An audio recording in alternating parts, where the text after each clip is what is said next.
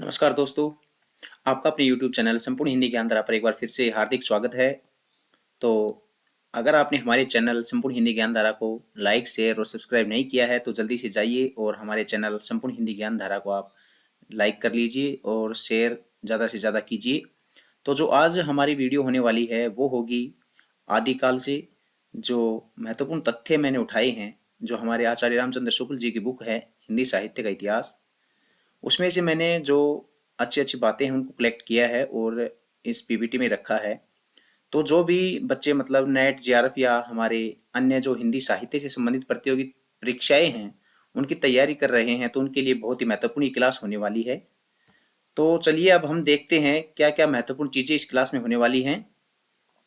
सबसे पहले हम बात करते हैं कि आदिकाल आदिकाल की जो समय सीमा है वो क्या मानी गई है। आचार्य रामचंद्र शुक्ल के अनुसार आदिकाल की समय सीमा सीमा है वो संवत 1050 से संवत 1375 तक मानी गई है।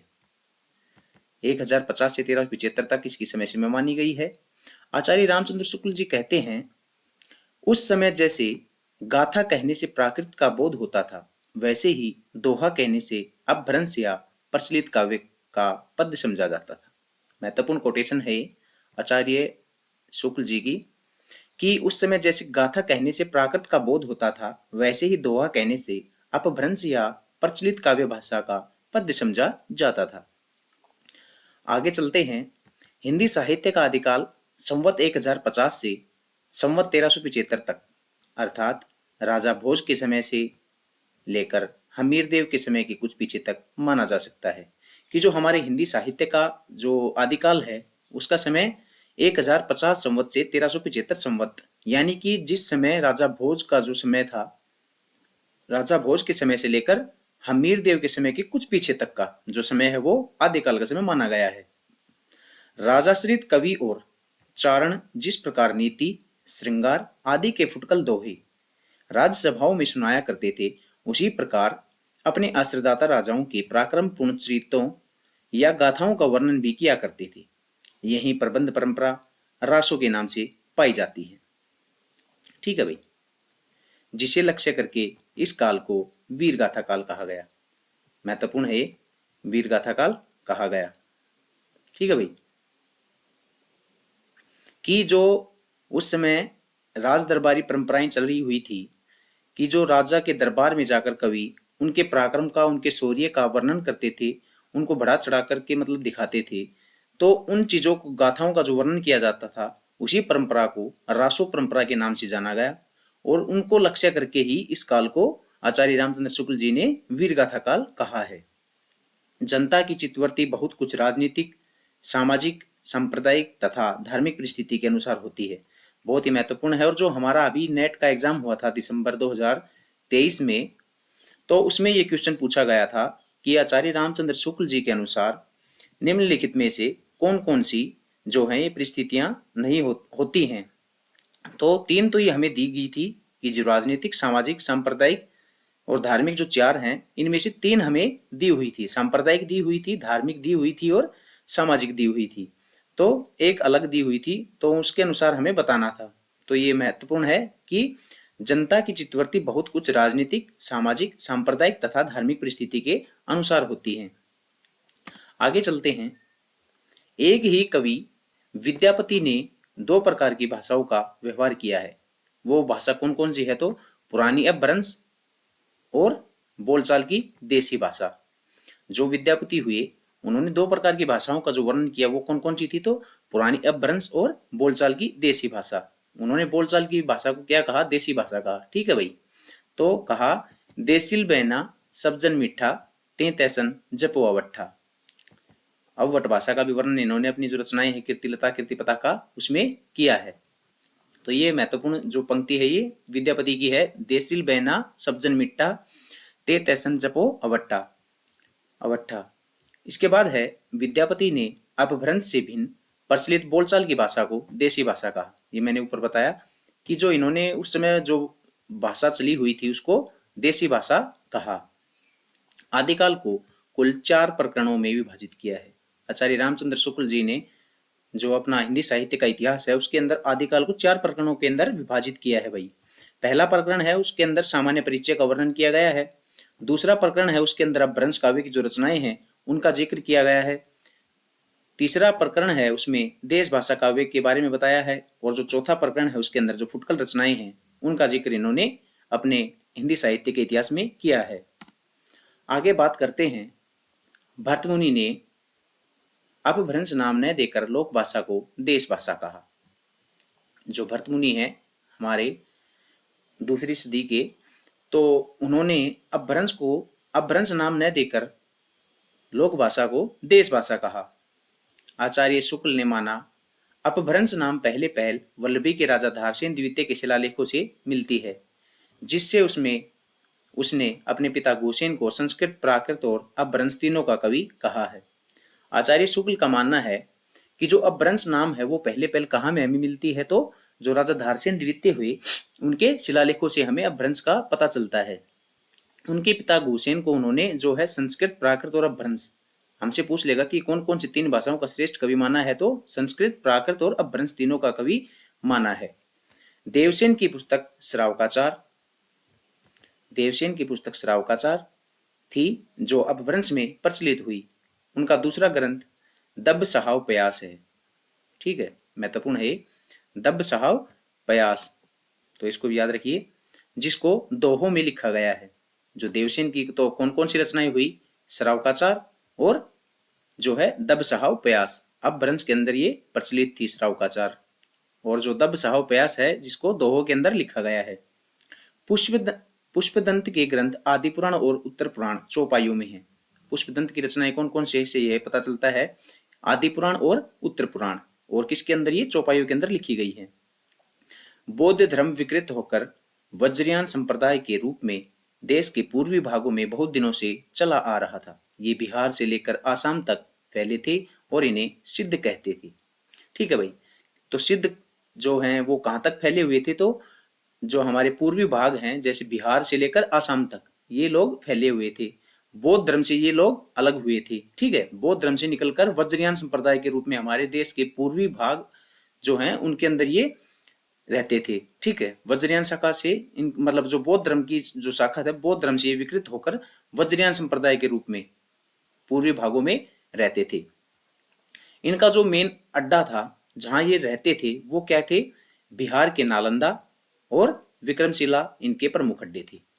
ठीक है भाई, सिद्धों की संख्या 84 मानी गई है। इंपॉर्टेंट है, कुल सिद्ध कितने थे, तो 84 सिद्ध थे। इनके पीछे लुईपा सब्रपा के शिष्य हुए। जो सिद्ध हैं लगभग इनके पीछे सबके पीछे पा लगता है, लुईपा, कन्हपा, सब्रपा, सरहपा। ठीक है भाई, तो पा इनके पीछे लगता है। तो कुल 84 हैं, लुईपा सब्रपा के शिष्य हुए हैं। प्रथम सिद्ध सरहपा हुए जो सहज जीवन पर अधिक बल देते थे। पहले सिद्ध कौन हुए, तो भाई सरहपा हुए जो सहज जीवन पर बल देते थे। इस स्लाइड में हम बात करते हैं, इसमें बातें हैं महत्वपूर्ण की जो भरतमुनि ने अपभ्रंश नाम न देकर लोक भाषा को देश भाषा कहा। आचार्य शुक्ल का मानना है कि अपभ्रंश का जो विकास है सबसे पहले हमें कहाँ मिलता है, तो राजा धारसेन द्वितीय के शिलालेखों से हमें प्राप्त होता है, जिसमें उसने अपने पिता को संस्कृत, प्राकृत और अपभ्रंश का तीनों का श्रेष्ठ कवि माना है। उसके बाद है देवसेन की जो पुस्तक है उसका नाम है श्रावकाचार जो अपभ्रंश में प्रचलित थी, और जो उनका दूसरा ग्रंथ है वो दब्ब सहाव पयास है जिसको दोहों के अंदर लिखा गया है। उसके बाद बात करते हैं पुष्पदंत के ग्रंथ आदि पुराण और उत्तर पुराण चौपाइयों के अंदर लिखे हुए हमें मिलते हैं। बौद्ध धर्म विकृत होकर वज्रयान संप्रदाय के रूप में, जो बौद्ध धर्म से विकृत होकर वज्रयान संप्रदाय के रूप में देश के पूर्वी भागों में चला आ रहा था, और वो सिद्ध कहलाए जो हमारे देश के पूर्वी भाग जिनमें बिहार से लेकर असम तक वो फैले हुए थे। जो सिद्धों के प्रमुख अड्डे थे वो बिहार के नालंदा और विक्रमशिला उनके प्रमुख अड्डे हुए हैं। सिद्धों की संख्या बात करते हैं तो 84 मानी गई है। लुईपा सब्रपा के शिष्य हुए हैं। पहले सिद्ध जो हैं सरपा माने हैं जो सहज जीवन पर बल देते थे। आगे देखते हैं, सिद्धों की रचनाएं संध्या भाषा शैली में मिलती है। ठीक है भाई, जो सिद्ध हुए उनकी रचनाएं संध्या भाषा शैली में हमें मिलती है। वज्रयानियों की योग तंत्र साधना में मद्य तथा स्त्री आदि का अबाध सेवन एक आवश्यक अंग था। जो उसके अंदर हम उनकी साधना थी तो उसके अंदर मद्य, शराब और स्त्री जो है उसका अबाध सेवन एक आवश्यक अंग मान लिया गया था। कनहप्पा का ये प्रमुख गीत है भाई। नगर बाहिरे डोंबी तोहरी कुड़िया छई, छोई जाई सो भाई नाड़िया। ठीक है, ये गीत किसका है तो कनहप्पा का है। नगर बाहिरे डोंबी तोहरी कुड़िया छई, छोई जाई सो भाई नाड़िया। इसके बाद है वज्रयान में आकर महासुखवाद का परिवर्तन हुआ। महासुखवाद, महासुखवाद सिद्ध परंपरा में ही महासुखवाद का जो है परिवर्तन होता है। महासुखवाद का अर्थ माना गया है प्रज्ञा और उपाय के योग से महासुख दशा की प्राप्ति होती है। तो महासुख की प्राप्ति किससे होती है तो भाई प्रज्ञा और उपाय के योग से ही महासुख की जो है दशा की प्राप्ति मानी गई है। लुइपा का कथन है का आ तरुवर पंच बिड़ाल। इंपॉर्टेंट है, काफी बार पूछा भी गया है नेट में, का तरुवर पंच बिड़ाल। आगे बात करते हैं सिद्धों के बाद आते हैं नाथ, जो जिनके कान फटे हुए थे तो उनको नाम दे दिया गया नाथ। नाथों की संख्या कुल 9 मानी गई है। इसका प्रवर्तक गोरखनाथ को माना जाता है।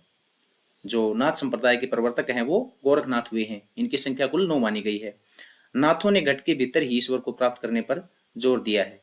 इन्होंने कहा है कि जो ईश्वर है उसकी प्राप्ति हमारे अंदर ही, जो घट घट के अंदर है जो ईश्वर समाया हुआ है। तो उन्होंने कहा है कि जो घट के भीतर ही ईश्वर को प्राप्त करने पर इन्होंने विशेष बल दिया है।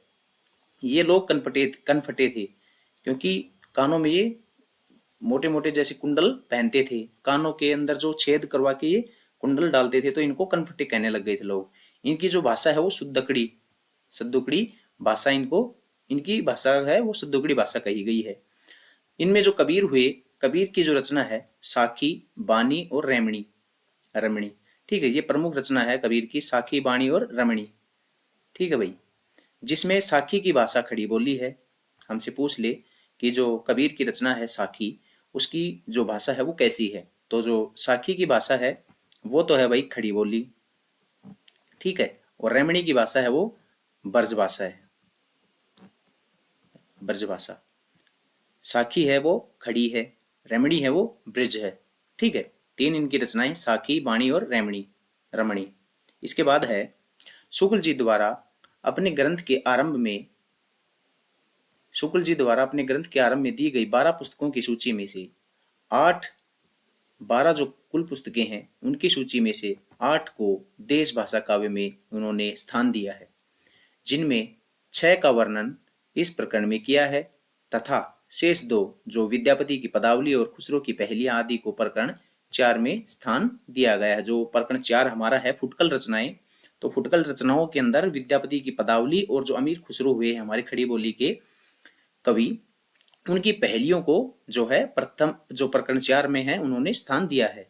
कुल उन्होंने 12 पुस्तकों की सूची में से 8 को देश भाषा के अंदर जो है स्थान दिया है, जिन 6 का वर्णन तो इन्होंने इस प्रकरण में किया है तथा शेष 2 बची हुई 2 रचनाएं हैं विद्यापति की पदावली और अमीर खुसरो की पहेलियां, उनको उन्होंने प्रकरण 4 में महत्वपूर्ण स्थान दिया है।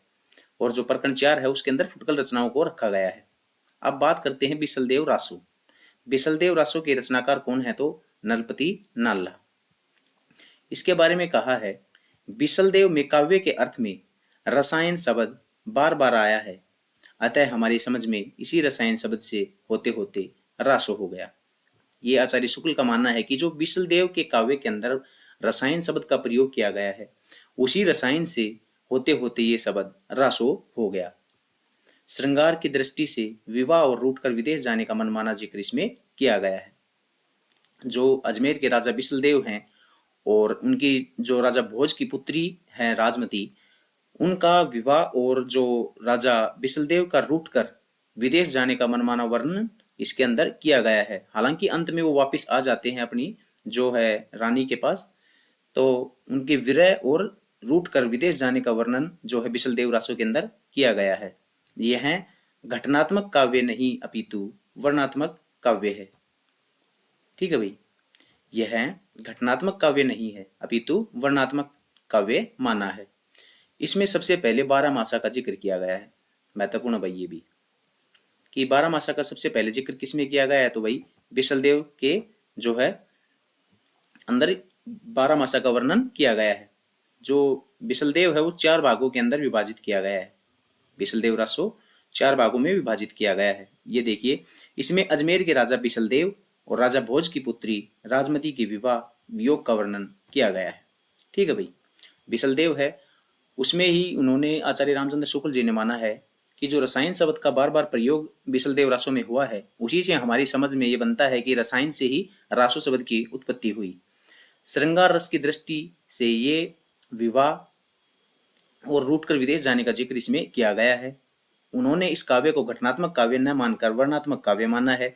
सबसे पहले इसके अंदर 12 मासा का जिक्र किया गया है, 4 भागों में इसको विभाजित किया गया है। ठीक है। इसके बाद है भाई, बहुत महत्वपूर्ण है ये भी एग्जाम की दृष्टि से, पृथ्वीराज रासो।